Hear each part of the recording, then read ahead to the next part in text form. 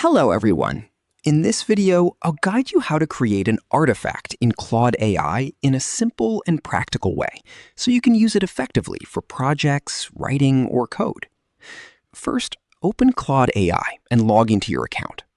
Once you're inside the chat interface, you'll notice that Claude can generate something called artifacts, which are structured outputs like documents, code files, or formatted content that you can view separately from the chat. To create your first artifact, start by clearly describing what you want. For example, you can say, create a web page, write a document, or generate a code file. The more specific your instruction is, the better the artifact will be. Once you send your prompt, Claude will generate the content and automatically open it as an artifact on the side or in a separate panel. This allows you to interact with it more easily compared to normal chat responses. You can then review the artifact and ask Claude to make changes.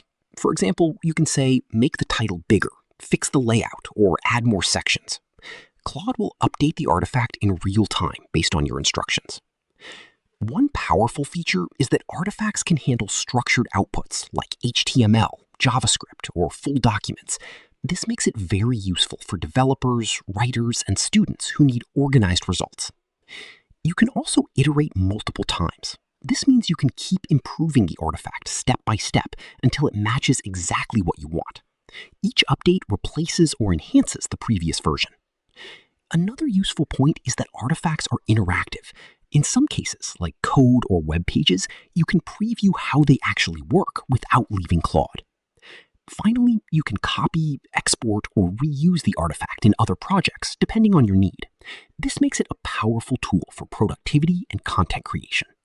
Subscribe to the channel for more videos.